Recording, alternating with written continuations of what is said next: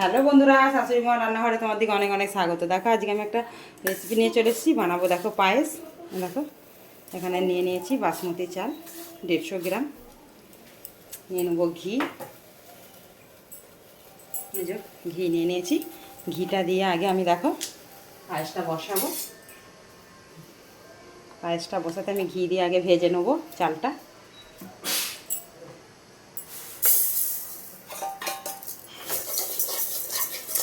অল্প একটু ভেজে নিলে ঘি দিয়ে পায়েসের চালটা খেতে ভালো লাগে, সেন্টটা সুন্দর লাগে।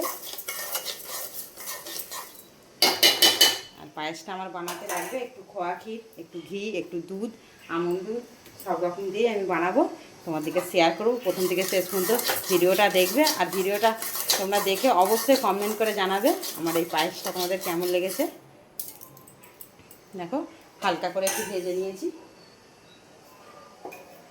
দিয়ে দেবো অল্প একটু জল।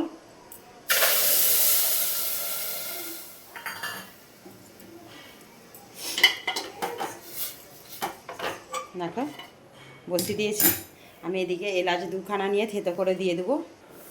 মা কি বানাচ্ছ? পায়েস বানাচ্ছি, খাবি তো? তুই ভালোবাসিস সেই জন্য হ্যাঁ, বানাচ্ছি। হাত দিয়ে খাবো। ভাত দিয়ে নয়, বিকালে খাবি। বিকালে? দেখো বন্ধুরা, এলাচ আর তেজপাতাটা দিয়ে দেবো। দিয়ে দেখো এবার দুধটা দিয়ে দেবো আমি। দিয়ে আমার জিনিসটা ফুটতে থাক। নাড়াবার একটু আগে আমি একটা আমুল দুধ দিয়ে দেবো। দেখো এবার কাজু কিশমিশটা দিয়ে দেবো।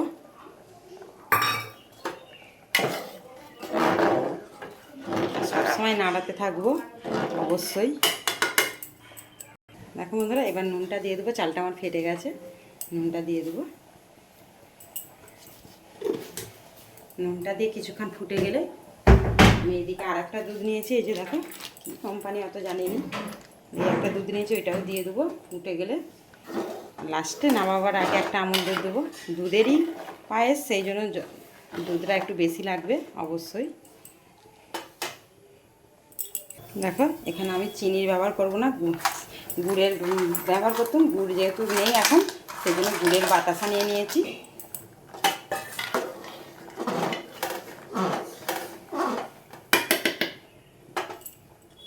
দেখো বাতাসাটা দিতেই পায়েসের কালার চেঞ্জ হয়ে গেল, গুড়ের কালার চলে এলো। এবার আমি এতে দেখো খোয়া ক্ষীরটা ঘষে দিয়ে দেবো।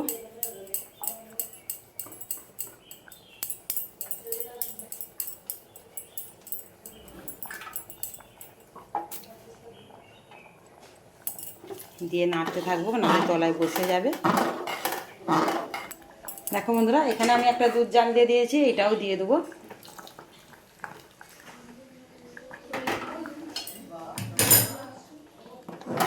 যতই আমি দুধ দিই পায়েসের কালার আমার চেঞ্জ হয়ে গেছে, যেহেতু গুড়ের পায়েস, গুড়ের বাতাসা দিয়েছি, সেই জন্য কালারটা চেঞ্জ হয়ে গেছে।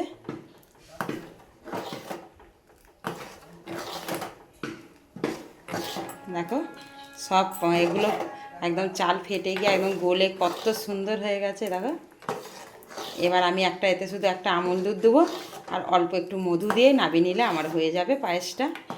তোমরা অবশ্যই পায়েসের রেসিপিটা দেখে আমাদের কমেন্টে জানাবে যে কেমন লেগেছে আমার এই পায়েসের রেসিপিটা।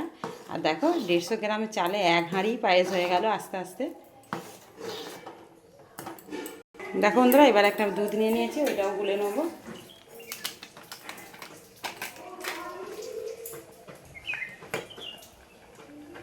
ওটাও দিয়ে দেবো আর দেবো একটু মধু।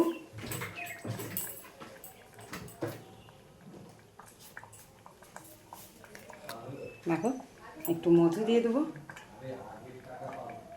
ব্যাস আমার হয়ে গেছে পায়েসটা। প্রথম থেকে শেষ পর্যন্ত পুরোটাই শেয়ার করেছি, তোমরা অবশ্যই কমেন্ট করে জানাবে। পায়েসে সেরকম কিছুই লাগে না, পায়েস যথেষ্ট সোজা রান্না করার ক্ষেত্রে, তবুও তোমার দিকে শেয়ার করে দিলাম। সমস্ত রান্না যেহেতু শেয়ার করি, তাই জন্য পায়েসের রেসিপিটাও শেয়ার করে দিলাম।